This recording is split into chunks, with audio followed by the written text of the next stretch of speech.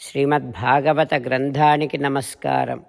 నిగమకల్పతరోర్గళితం ఫలం సుఖముఖాదమృతద్రవ సంయుతం పిబత భాగవతం రసమాలయం ముహురహో రసికా భువి భావుకాః. శ్రీసుఖయోగీంద్రుల వారికి నమస్కారం. యం ప్రవ్రజంతమనుపేతమపేతకృత్యం ద్వైపాయనో విరహకాతర ఆజుహావ పుత్రేతి తన్మయతయా తరవోభినేదుః తం సర్వభూతహృదయం మునిమానతోస్మి. నరనారాయణులకు, చతుర్ముఖ బ్రహ్మకు, సరస్వతీదేవికి, వ్యాస మహర్షుల వారికి నమస్కారం.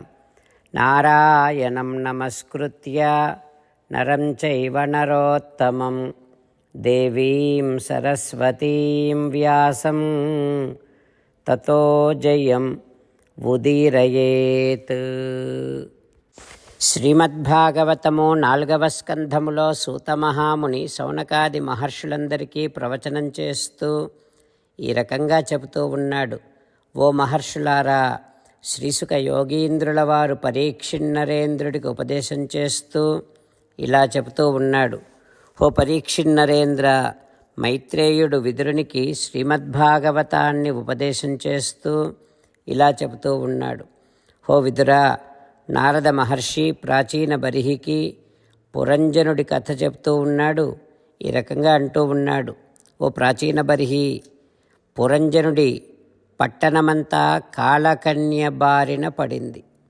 అది చూసి పురపాలహ అన్వతప్యత, పురపాలకుడైనటువంటి 5 పడగల పాము కూడా బాధపడింది. ఇక ప్రజ్వారుడేమో ఆ సర్పము మీద, ఆ పాము మీద కత్తి కట్టాడు.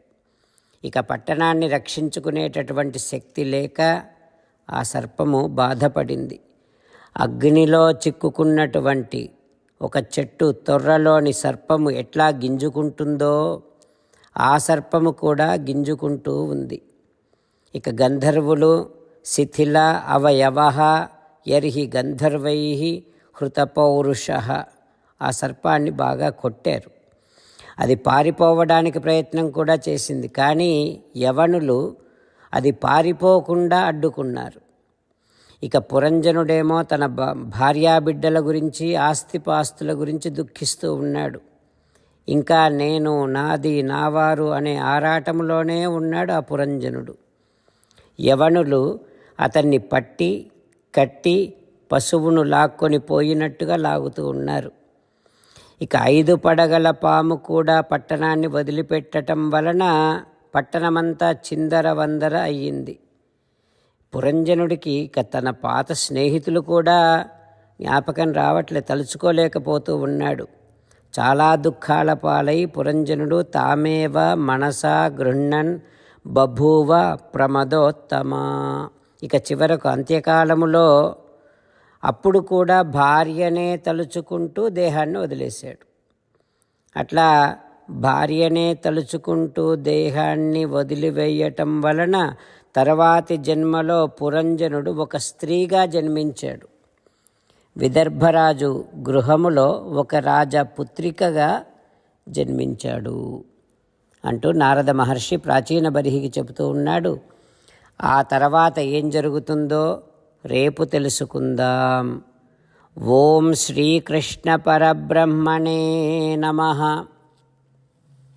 ఓం అస్మద్గురుభ్యో నమః. అంతేకాకుండా మనం ప్రతిరోజు శ్రీమన్నారాయణుడికి ఒక 8 పనులు చేస్తాం అని మాట ఇద్దాం.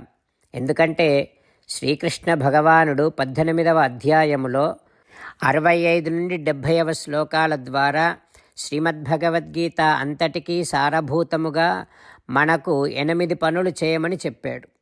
అలా చేస్తే చాలు, నేను మిమ్మల్ని అన్ని విధాలుగా రక్షిస్తా అని ప్రమాణపూర్వకముగా ప్రతిజ్ఞ కూడా చేశాడు. అందుకని శ్రీమద్భగవద్గీతను అంతటినీ విన్న తర్వాత అర్జునుడు కూడా చివరకు కరిష్యే వచనం తవ, కృష్ణ నువ్వు చెప్పినట్టే చేస్తా అని అన్నాడు. కనుకనే భగవానుడు అర్జునుడికి అన్ని విధాల విజయాన్ని అందించాడు. మనం కూడా ప్రతిరోజు శ్రీమన్నారాయణుడికి ఆ రకంగానే మాట ఇద్దాం.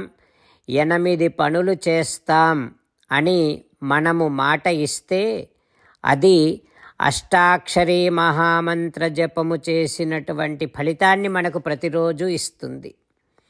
ఇట్లా మాట ఇవ్వటం కంటే గొప్ప పూజ, యజ్ఞము, తపస్సు మరొక్కటి లేనే లేదు. అందుకని నేను అంటూ ఉంటాను, మీరు మనస్సులో భావిస్తూ ఉండండి. ఈ రకంగా మనము మాట ఇస్తూ ఉంటే శ్రీకృష్ణ భగవానుడి ముఖారవిందములో కలిగేటటువంటి ఆనందాన్ని మనం ప్రతిరోజు దర్శిద్దాం, ఆస్వాదిద్దాం. జై శ్రీమన్నారాయణ. హో శ్రీమన్నారాయణ, నువ్వు చెయ్యమన్నట్టే నేను నిన్నే సంతతము ధ్యానము చేస్తూ ఉంటా. హో శ్రీమన్నారాయణ, నువ్వు చెప్పినట్టే నేను నీ భక్తుడిగానే ఉంటా. హో శ్రీమన్నారాయణ, నువ్వు చెయ్యమన్నట్టే నేను నా విధులను, కర్తవ్యాలను నీ సేవగా, నీ తృప్తి కోసమనే సక్రమంగా నిర్వర్తిస్తూ ఉంటా. హో శ్రీమన్నారాయణ, నువ్వు చెప్పినట్టే నేను నీవాడిని అనే మహావిశ్వాసముతో నీకే నమస్కరిస్తూ ఉంటా. హో శ్రీమన్నారాయణ, మామేకం శరణం వ్రజ, నన్ను ఒక్కడిని మాత్రమే శరణు వేడుకో అని నువ్వే అన్నావు కనుక నేను నిన్ను ఒక్కడిని మాత్రమే శరణు వేడుకుంటా. హో శ్రీమన్నారాయణ, మా శుచః, ఇక దుఃఖించకు అని నువ్వే నాకు భరోసా ఇస్తున్నావు కనుక నేను ఇక దుఃఖించను. హో శ్రీమన్నారాయణ, నువ్వు చెప్పినట్టే నువ్వు నా కోసమని అనుగ్రహించినటువంటి శ్రీమద్భగవద్గీతను ప్రతిరోజు కనీసము ఒక్క శ్లోకాన్నైనా జ్ఞాపకం చేసుకుంటూ శ్రీమద్భగవద్గీతను అనుసంధానము చేస్తూ ఉంటా. హో శ్రీమన్నారాయణ, నువ్వు చెప్పినట్టే నువ్వందరి కోసమని చెప్పినటువంటి శ్రీమద్భగవద్గీతను తెలియని భక్తులందరికీ తెలియచేసే నా వంతు ప్రయత్నాన్ని నేను నిరంతరము కొనసాగిస్తూనే ఉంటా. హో శ్రీమన్నారాయణ, నేను నువ్వు చెప్పినట్టే చేస్తా, నీకు నచ్చినట్టే ప్రవర్తిస్తా, నీకోసమే పని చేస్తూ ఉంటా. కరిష్యే వచనం తవ. జై శ్రీమన్నారాయణ. భక్తులకు ప్రత్యేకమైనటువంటి విజ్ఞాపన. మీకు అన్ని విషయాలలో వెంటనే మంచి ఫలితాలు రావాలి అనంటే ప్రతిరోజు 1 నిమిషం వెచ్చించి నారాయణాస్త్రాన్ని చదవండి. ఇక మీకు తిరిగే ఉండదు.